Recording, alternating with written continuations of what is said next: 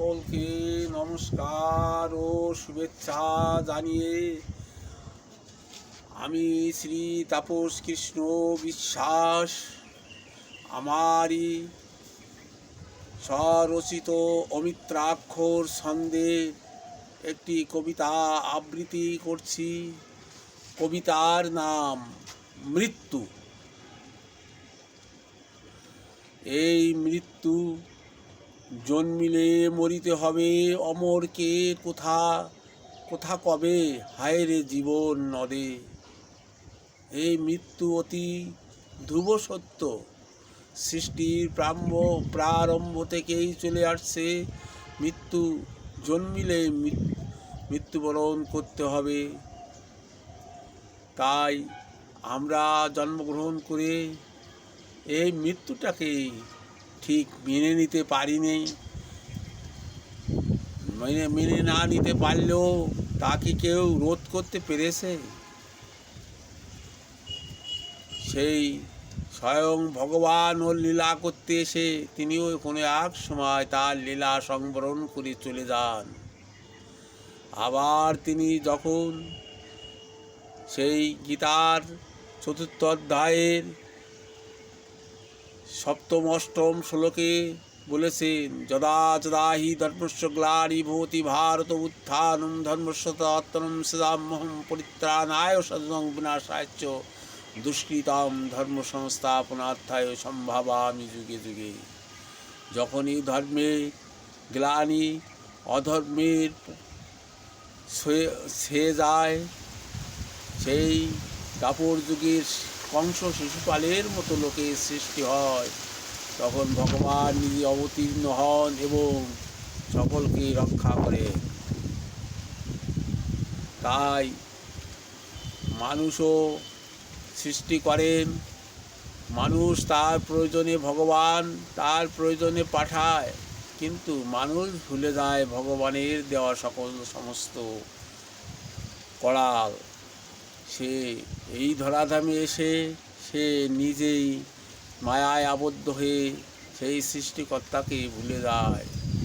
তাই আমার আজকের কবিতা মৃত্যু।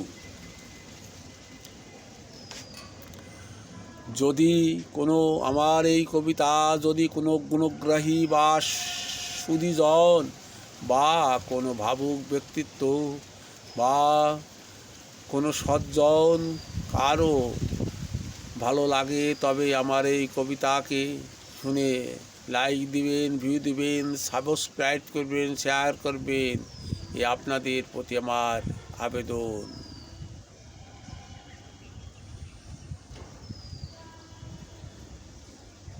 জন্মিলেই মরণ যে অতি ধ্রুব সত্য,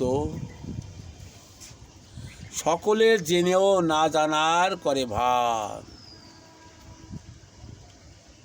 মৃত্যু অতি নির্মম অতি নিষ্ঠুর সত্য, একথা মানতে কেন হয় এত কষ্ট। মৃত্যু কবে কখন কোন সময় হবে, এ নির্মম সত্য কথা কে বলতে পারে। এর একমাত্র নিয়ন্তা বিশ্ববিধাতা,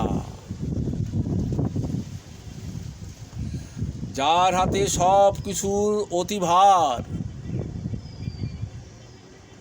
তাহাকে মানতে কেন এত দায়ভার।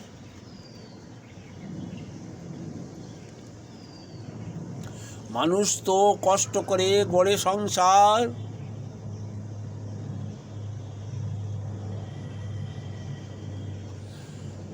সব কিছু ছেড়ে যেতে হবে পরপার।